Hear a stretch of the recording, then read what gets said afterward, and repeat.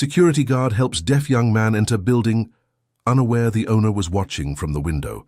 Jason was desperate at the entrance of the elegant residential building in Upper East Side, gesturing frantically while trying to explain his situation.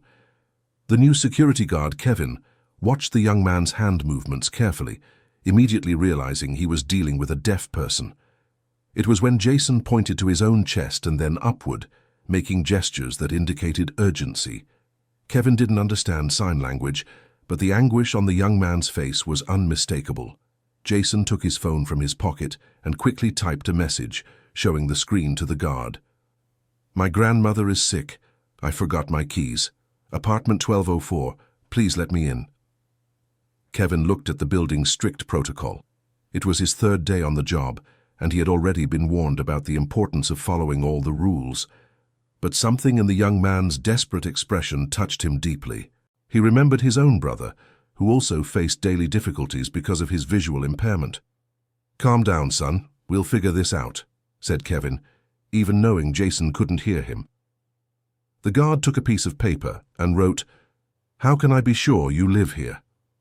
Jason pulled out his wallet and showed an ID with the building's address. Then he opened his phone's photo gallery, showing several pictures of him with an elderly lady in the apartment, clearly his grandmother. The photos revealed the affection between them, her helping him with his studies, him preparing medicine for her, simple, everyday moments. From high up in the penthouse, through the security cameras installed at the entrance, Richard Blackwell watched everything with growing attention. The 65-year-old businessman spent most of his time alone in his luxurious penthouse, monitoring the movement of the building he had bought 5 years earlier.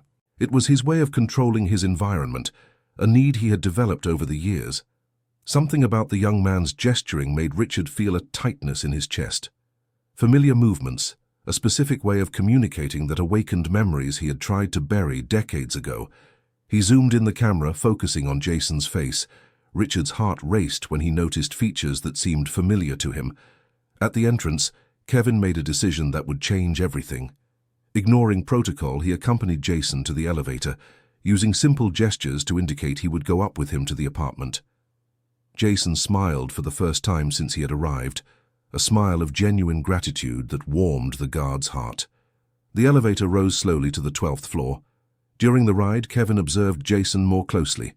The young man was about 28 years old, with slightly wavy brown hair and expressive eyes that compensated for his lack of hearing. He wore simple but well-kept clothes and carried a backpack that seemed to contain study materials. They arrived at apartment 1204, a modest unit compared to the building's standards. Jason rang the doorbell several times before remembering he needed to knock on the door. A weak voice answered from inside. "Who is it?" Jason knocked again, this time following a specific pattern: 3 quick knocks, a pause, 2 knocks. It was the code he and his grandmother had developed over the years. The door opened, revealing a 72-year-old lady, visibly weakened but with eyes that still sparkled. Margaret Wilson, or Grandma Maggie as everyone called her, first looked at Jason with relief and then at Kevin with curiosity. "This gentleman helped me get in, Grandma." Jason communicated in ASL, knowing she would understand perfectly. "Thank you very much, young man," said Grandma Maggie to Kevin. "My grandson sometimes forgets his keys when he's worried about me. He's been taking care of me all by himself since I got sick." Kevin nodded, still impressed by the fluid communication between grandmother and grandson.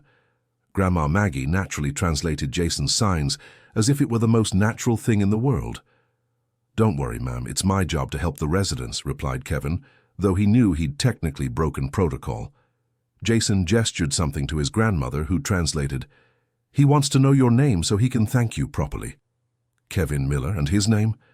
"Jason Robert Thompson, my dear grandson." Richard watched everything through the monitor screen, feeling a turmoil of emotions he hadn't experienced in decades.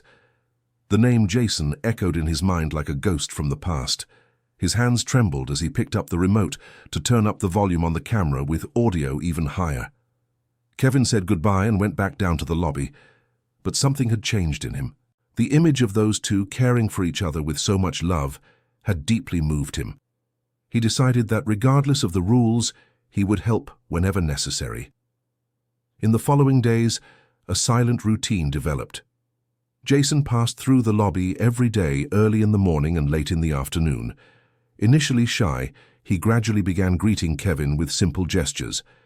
The security guard, in turn, started learning some basic signs through YouTube videos during his work breaks. Dear listener, if you're enjoying the story, please take a moment to like and especially subscribe to the channel. It really helps us who are just starting out. Now, continuing. Their first longer conversation happened on a rainy Thursday afternoon.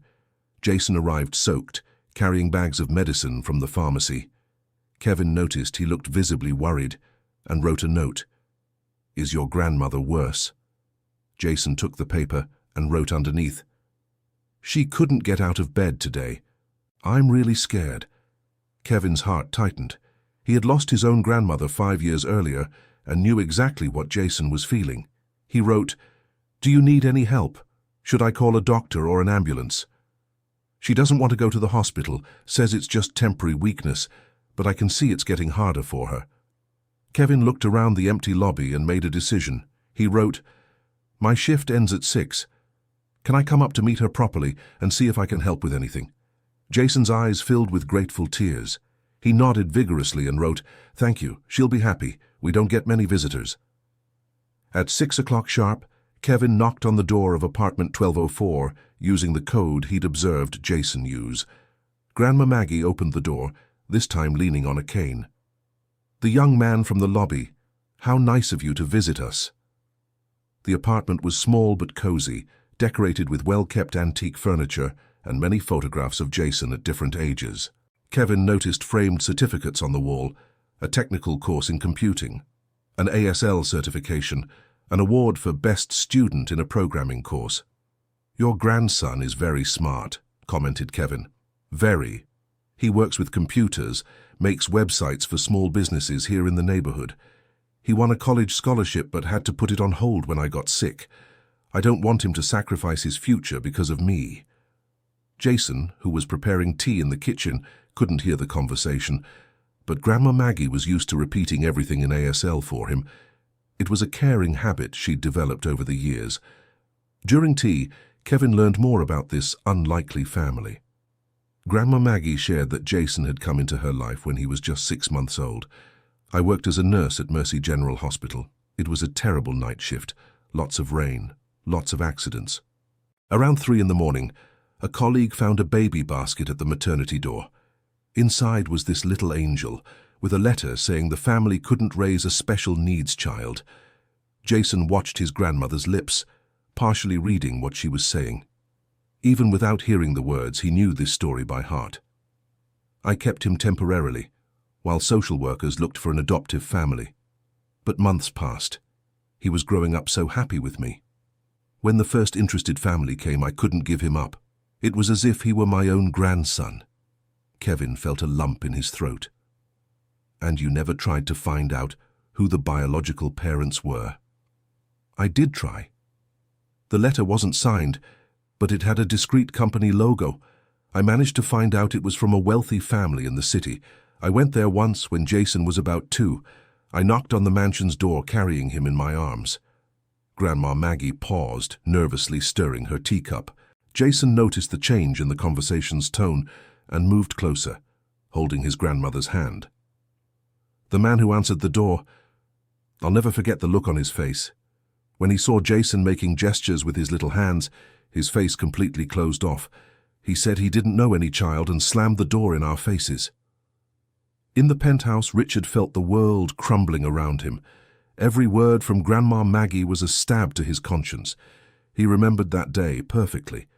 The woman at the door carrying a baby who made strange gestures with his hands. His heart had broken, but fear and shame were stronger. "Since then, I've raised Jason as my own grandson," continued Grandma Maggie. "I learned ASL, called every special needs school in the city, did everything to give him the best opportunities. He never gave me a day of trouble. He's the son I never had." Jason hugged his grandmother emotionally, even without having heard everything. The connection between them was so strong it needed no words. Kevin began visiting apartment 1204 regularly. He was single, lived alone in a rented room, and that family welcomed him as if he were part of it. Gradually, he learned more ASL, and Jason patiently taught him the basic signs. During these visits, Kevin noticed that Grandma Maggie's health was really deteriorating. She coughed a lot, had lost much weight, and had difficulty moving around. Worried, he suggested she see a doctor. "I already did, dear. The doctor said it's just age. The heart is weak, the lungs too. There isn't much to do besides taking medication and waiting." Jason didn't know about this conversation at the time, but he noticed something was different. His grandmother slept more during the day, ate less, smiled with more effort. He doubled his care, but knew it wasn't enough. It was then that the problems with the building management began. Karen Parker, the new administrator hired 3 months prior, was an ambitious 42-year-old woman who saw the luxury building as an opportunity to impress Richard Blackwell and get a promotion to manage all his properties. She had noticed through camera footage that Kevin frequently broke protocols to help the deaf young man on the 12th floor. On a rainy Monday, Karen decided to confront Kevin. "I need to speak with you about some irregularities I've observed in your work." Kevin felt his stomach tighten. "What kind of irregularities, Ms. Karen?" "You've been allowing a resident entry without proper identification, going up to apartments during work hours, and according to some neighbors, getting personally involved with the residents of 1204. I was just helping a deaf young man who needed—" "I'm not interested in your humanitarian justifications," interrupted Karen. "This is a high-standard building. Residents pay dearly precisely for strict security. Your job is to follow protocols, not play social worker." Kevin took a deep breath, trying to stay calm. "With all due respect, ma'am, I believe helping the residents is part of my job. Your opinion wasn't requested. I'm preparing a full report about your violations. If there's one more breach of protocol, you'll be summarily dismissed." This conversation was overheard by Richard through the internal monitoring system. He had installed discrete microphones in all common areas of the building, officially for security reasons. In truth, it was his way of maintaining control over everything that happened in his domain. That night, Richard couldn't sleep. Grandma Maggie's words echoed in his mind, mixed with painful memories from 30 years ago. His wife, Victoria, had discovered her pregnancy at the peak of her business career. They were building an empire. There was no room for children at that time. When Jason was born and the doctors confirmed his deafness, Victoria fell into deep depression. Richard, dominated by fear and ignorance, believed a deaf child would be a burden to the family. In his young and ambitious mind, this represented imperfection, something that didn't fit the image of success he wanted to project. The decision to abandon the baby was made on a terrible dawn. Victoria cried for days, but Richard convinced her it was for everyone's good. They were young. They would have other children in the future. Normal children. But the future never came. Victoria couldn't get pregnant again, and the marriage crumbled under the weight of guilt and regret. She moved abroad, and Richard took refuge in work, building a fortune that didn't fill the emptiness in his soul. Now, 30 years later, the son he had abandoned was there, tenderly caring for the woman who had given him the love he, as a father, had denied. Dear listener, if you're enjoying the story, please take a moment to like and especially subscribe to the channel. It really helps us who are just starting out. Now continuing. The following week, the situation became even more complicated. Some residents, led by the couple from apartment 1105, began openly complaining about Jason's presence in the building. Jennifer and Michael Williams had lived in the building for 2 years and considered themselves spokespeople for the upstanding residents. During an informal meeting in the party room, they expressed their concerns. "We have nothing against people with disabilities," began Jennifer, using the false tone of someone about to say exactly the opposite. "But this isn't the appropriate place for this kind of situation." "What situation?" asked Kevin, who had been called to the meeting. Michael stepped forward. "The deaf young man. He sometimes shouts, makes strange noises. My wife gets uncomfortable when she sees him in the hallways making those gestures." "He doesn't shout," defended Kevin. "Jason is a polite and respectful person." "You shouldn't be defending residents' security," interjected Karen. "Your job is to listen to complaints and forward them to management." Mrs. Elizabeth, an 80-year-old lady from apartment 1203, stood up trembling with indignation. I've lived here for 15 years and never heard a single word of complaint about Jason or Grandma Maggie. That boy is an angel. He always helps the elderly in the building. He's helped me carry groceries many times, never asked for anything in return." "No one is questioning his manners," said Jennifer, "but we have to think about the devaluation of the apartments. Who would want to buy property in a building that's become a shelter for disabled people?" The heavy silence that followed was broken by Kevin's indignant voice. "With all due respect, you're talking about human beings, not objects that devalue property." Karen wrote everything down in her notebook. This was exactly the kind of insubordinate behavior she needed to justify Kevin's dismissal and impress Richard. In the following days, the pressure on Jason and Grandma Maggie increased noticeably. Disapproving looks in the elevator, whispered comments in the hallways, small hostilities that made the atmosphere heavy. Jason, who had always been sensitive to the energies around him, noticed the change. He began using the stairs to avoid encounters in the elevator, left home only when strictly necessary, and isolated himself even more. Grandma Maggie, even weakened, noticed her grandson's growing sadness. "What's happening, my son?" she asked one afternoon, using ASL mixed with whispered words. Jason hesitated before telling her about the changes in some neighbors' behavior. He didn't want to worry his grandmother, but he couldn't carry that weight alone. "They think we don't belong in this place," he signed with his hands, his eyes watery. "We belong where we are happy and do good for others," replied Grandma Maggie, stroking her grandson's face. "Don't let some people's ignorance diminish your worth." But behind the courage she showed Jason, Grandma Maggie was deeply worried. She knew her health was deteriorating rapidly, and she feared for her grandson's future. If she were gone, Jason would be completely alone in this hostile world. It was then that she made a decision that would change everything. On a Thursday afternoon, while Jason was downtown trying to get some freelance programming work, Grandma Maggie gathered all her strength and went down to the front desk. "Kevin, I need to talk to you about something very important," she said, leaning heavily on her cane. "Of course, Grandma Maggie. Would you like to sit here?" "Thank you, dear." She settled into the chair Kevin offered. "I know you're having problems because of us. It's not your fault, ma'am. It's just some ignorant people. Kevin, I'm going to die soon." The brutal simplicity of the statement left Kevin speechless. The doctors didn't say it in direct words, but a woman my age knows when her body is saying goodbye. My greatest fear isn't leaving, it's leaving Jason alone. Tears began to stream down Kevin's face. In recent months, that family had become more important to him than his own. "He won't be alone, Grandma Maggie. I promise I'll take care of him." "I know you mean well, my son, but you're young. You'll start your own family. Jason needs someone who truly understands what he's been through." Grandma Maggie pulled a yellowed letter from her bag. "This is the letter that came with him when he was a baby. I've kept it all these years, waiting for the right moment." Kevin took the letter with trembling hands. The paper was expensive, with a golden crest in the upper corner. The handwriting, though hurried, was elegant. "To whoever finds this child, we cannot raise an imperfect son. Please find a family that can give him what we could not. May God bless you for your kindness." "Imperfect," murmured Kevin, feeling anger.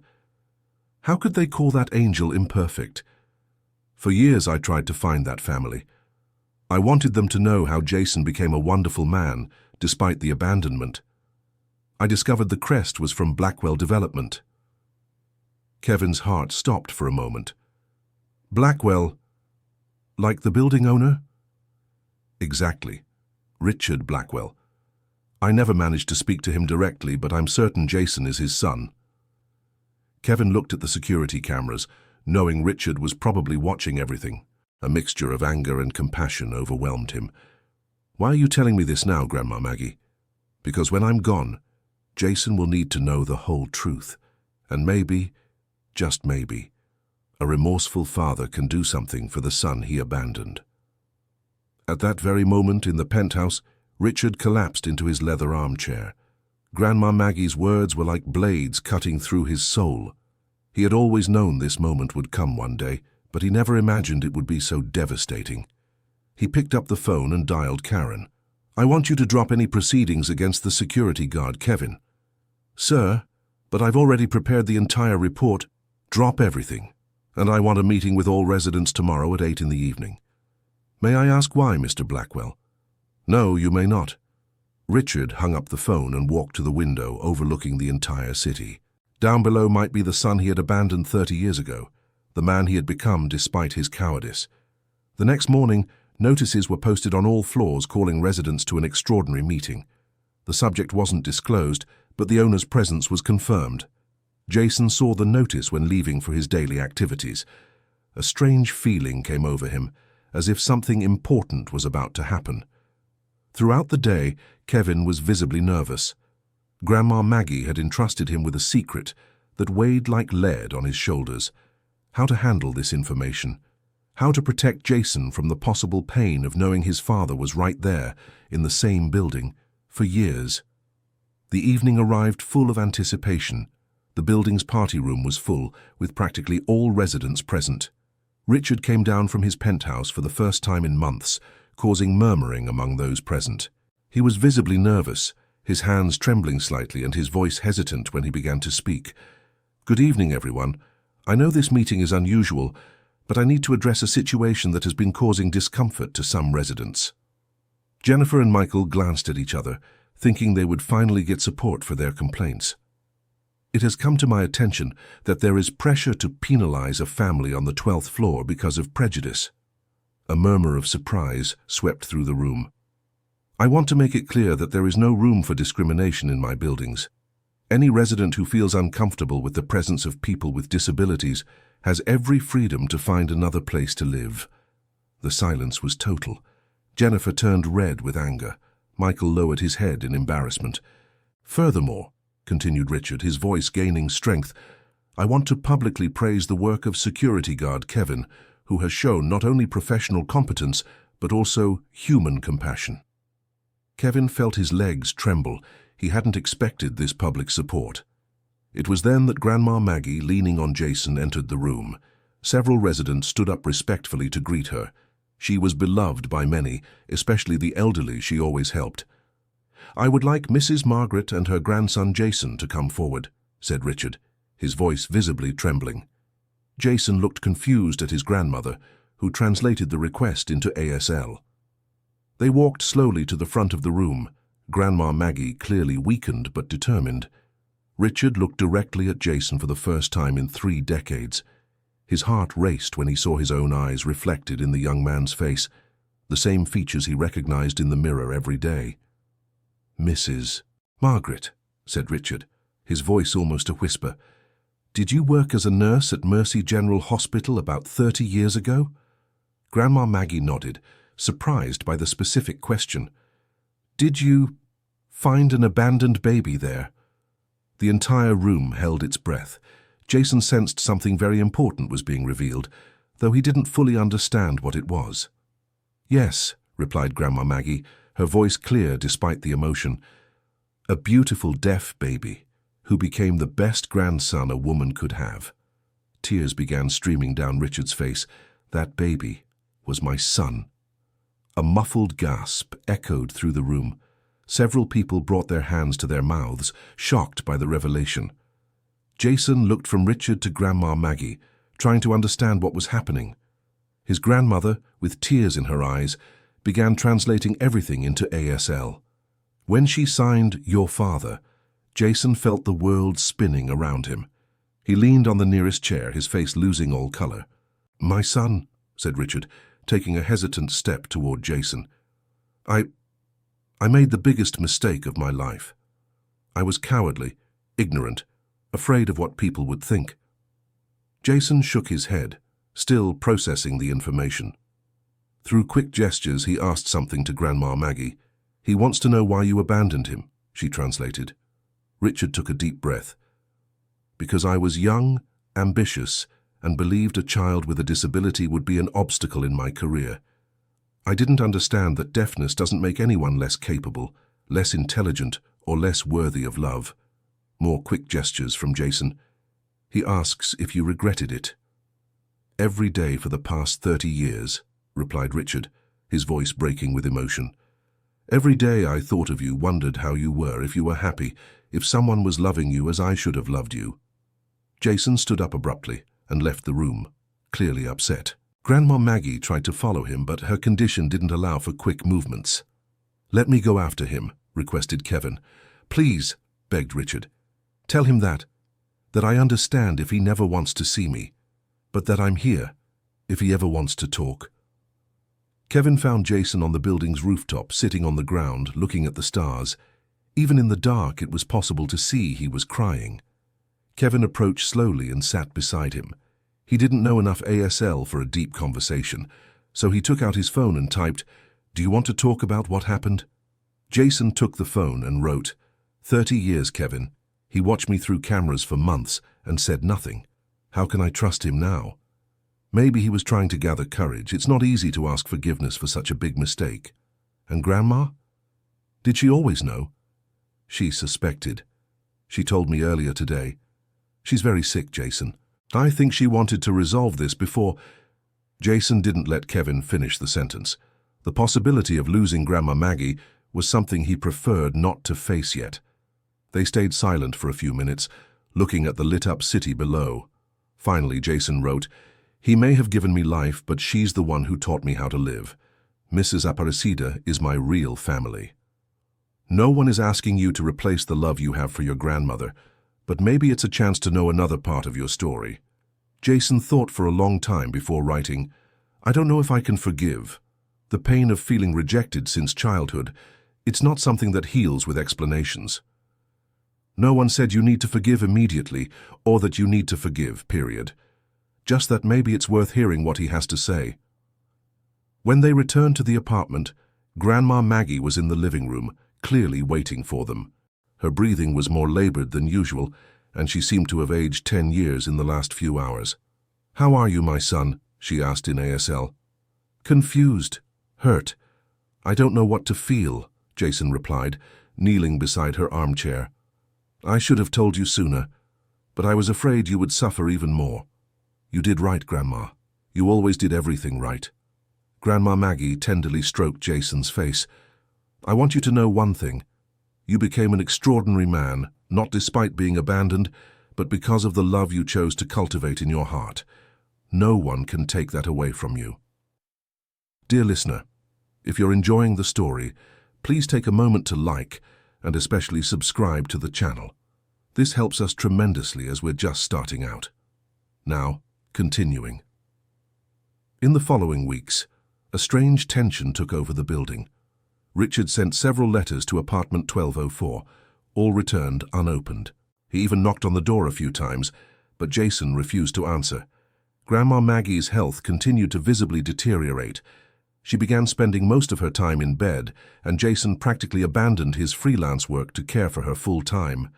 Kevin visited daily, bringing groceries and offering emotional support.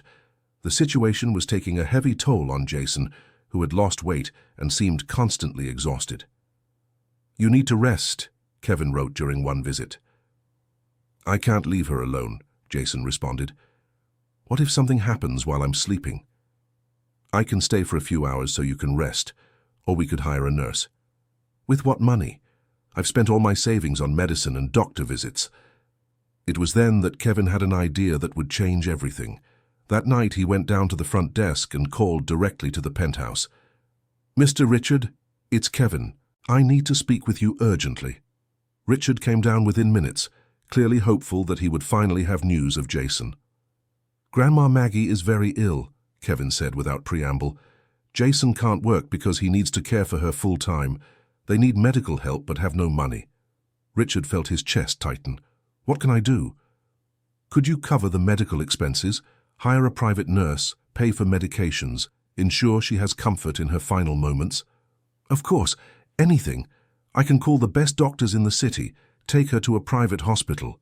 "No," Kevin interrupted. "She wants to stay at home, and Jason won't accept anything that comes directly from you." Richard understood immediately. "What do you suggest?" "That you fund everything, but let me be the intermediary. I'll tell them it's help from me, from my salary." "But your salary wouldn't cover even a fraction of the costs." "They don't know that. And you can give me a fictitious raise to justify it." Richard was moved by Kevin's generosity. This simple man was risking his credibility to help his unlikely family. Do whatever is necessary. Money is no object. Starting the next day, miracles began happening in apartment 1204. An experienced nurse appeared offering her services at a price Kevin claimed he could afford. Expensive medications were delivered as free samples from laboratories. A private geriatrician began making house calls at a promotional rate.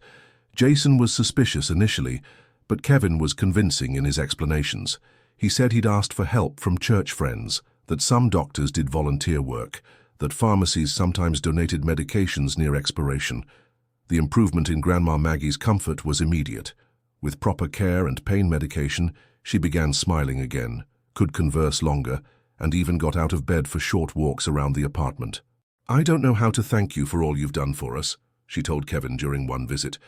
"You don't need to thank me at all. You're my family." "Kevin, I know you're spending a lot of money on us, much more than your salary allows." Kevin felt his stomach drop. "What are you talking about?" "My dear, I worked 40 years in healthcare. I know what these medications cost. I know what these specialists charge. Where is this money coming from?" Kevin sighed deeply. She knew she wouldn't be able to fool Grandma Maggie for long. "It's complicated, Grandma Maggie. It's Richard, isn't it?" Kevin's silence was confirmation enough. "I thought so. Jason cannot know about this, not yet. He would reject all help, and I need this care to stay with him a little longer." "You're not going to tell him?" "Not while I'm here to protect him from the pain. But Kevin, when I'm gone, you'll need to help them truly find each other." That night, Grandma Maggie called Jason for a serious talk. "My boy, we need to talk about what will happen when I'm no longer here." "Grandma, don't talk like that. You're getting better. I'm more comfortable, but I'm not getting better, and that's okay.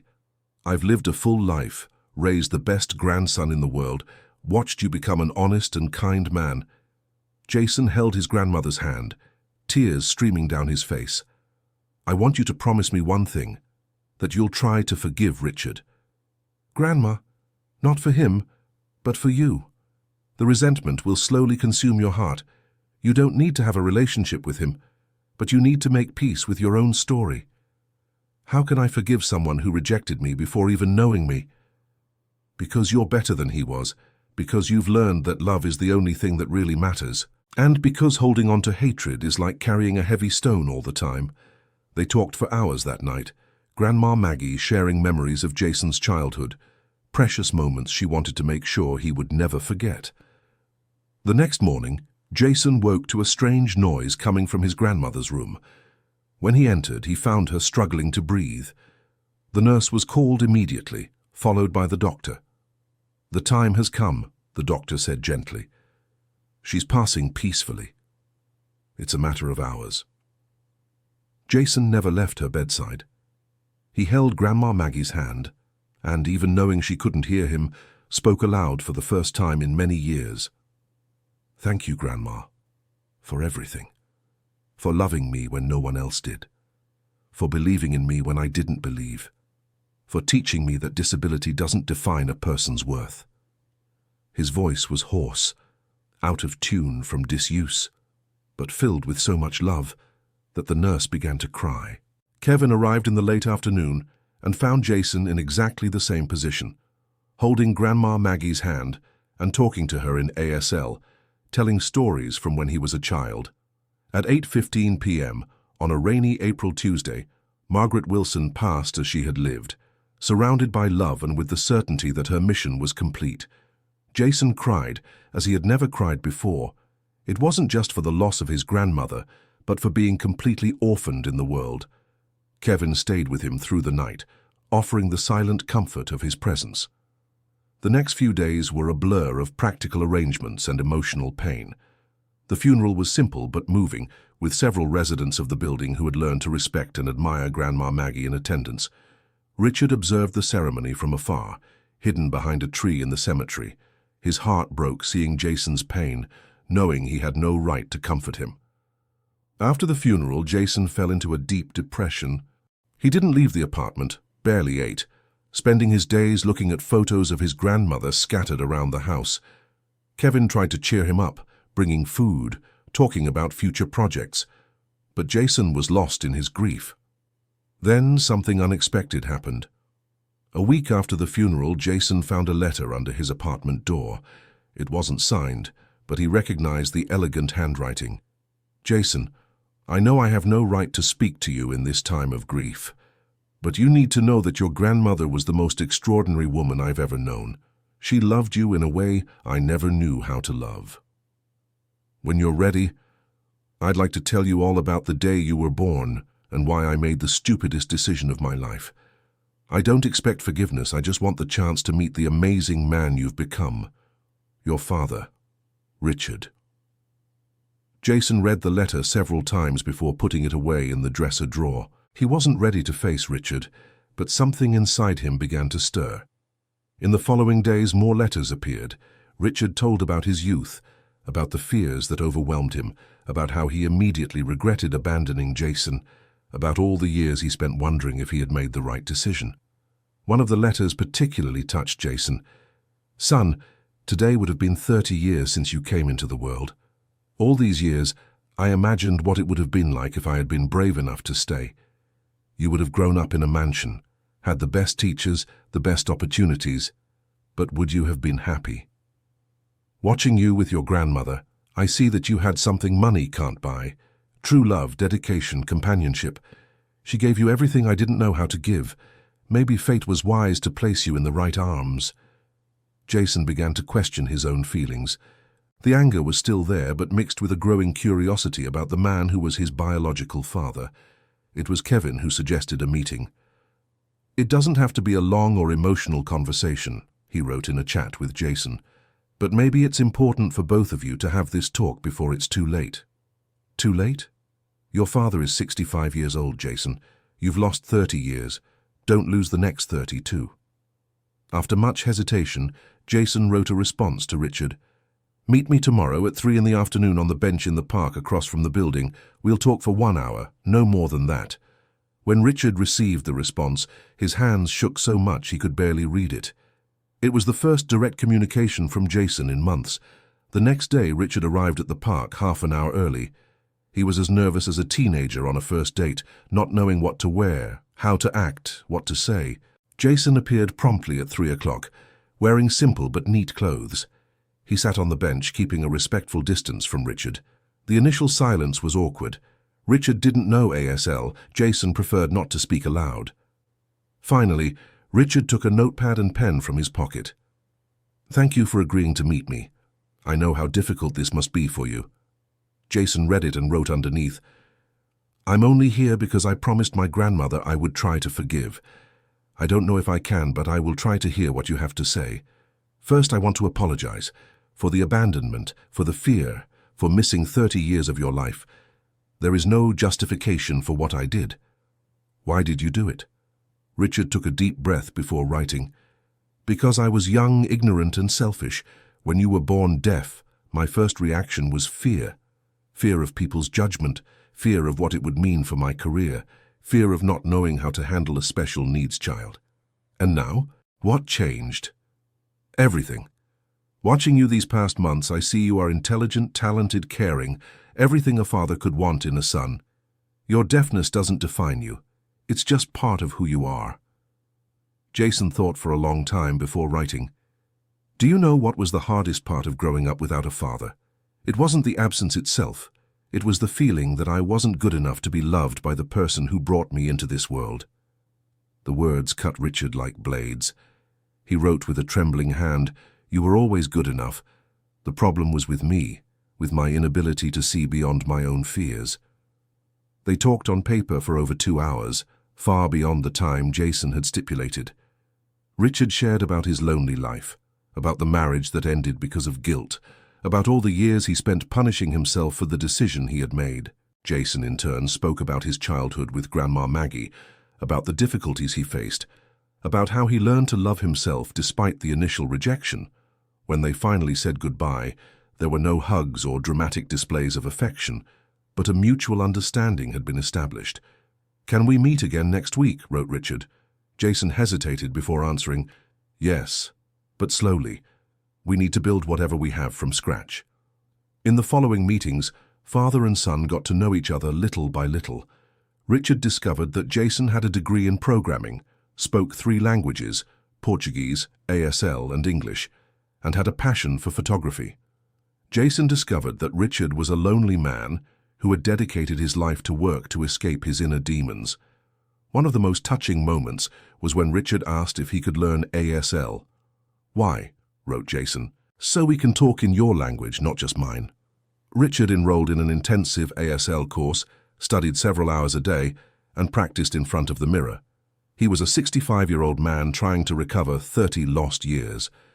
3 months after their first meeting, they were already able to have basic conversations in ASL. Richard was clumsy, made grammatical mistakes, but Jason appreciated the genuine effort. During one of these conversations, Richard made a revelation that changed everything. "I want to offer you something, but you need to promise you'll think before rejecting it." "What is it?" "I want you to manage all my businesses. You have the intelligence and integrity that I never had." Jason was shocked.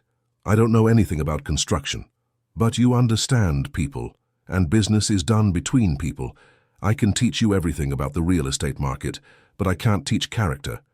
"That you already have." "Why are you doing this?" "Because I want you to have everything you should have had since birth, not as payment for what I did, but as an investment in the man you are." Jason thought for several days before giving an answer. The idea frightened him, but it also intrigued him. It would be a chance to build something new, both professionally and in his relationship with his father. "I accept," he signed during their next meeting, "but with one condition." "What?" "Let's transform part of your business into an inclusion company. We'll build accessible buildings, hire people with disabilities, show the world that we are capable." Richard's eyes filled with tears. "It's perfect." In the following months, an incredible transformation happened in both their lives. Jason moved to a larger apartment in the same elegant residential building in Upper East Side, but on the penthouse level.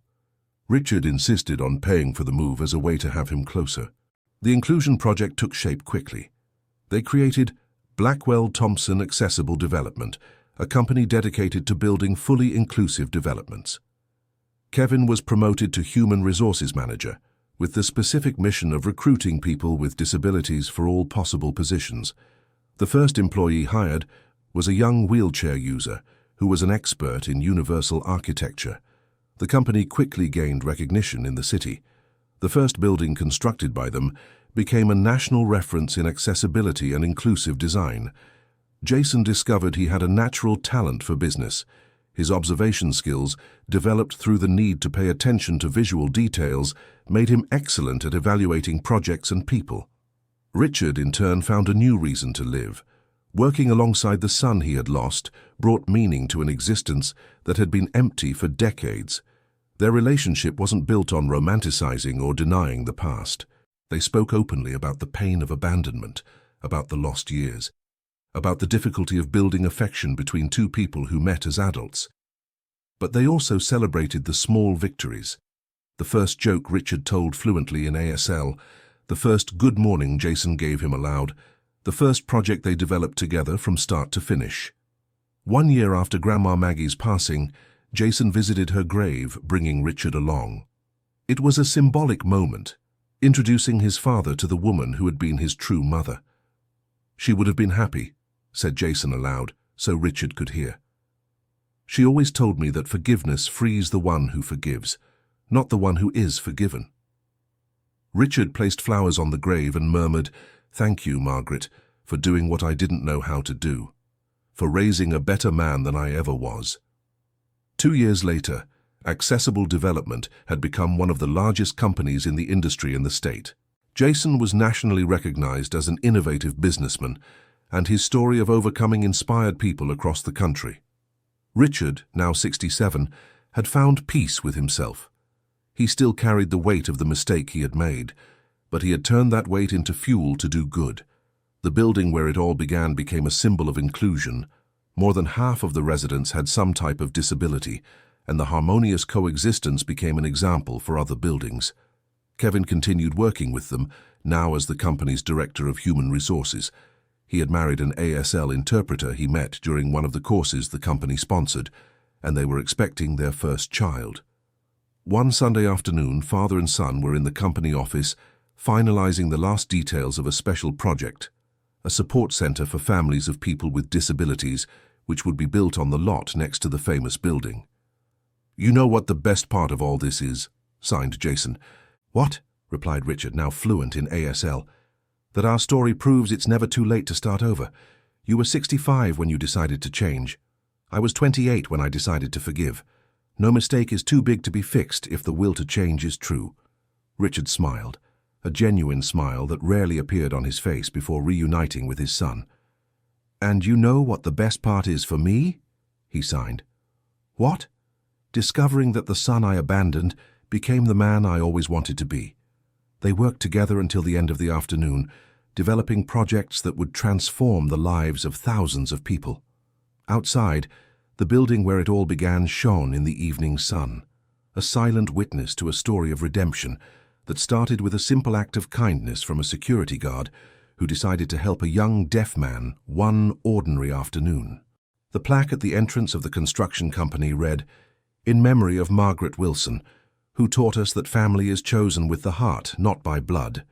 And in the lobby of the famous building, a new plaque had been installed. "This building is dedicated to all who believe that difference is wealth, not an obstacle."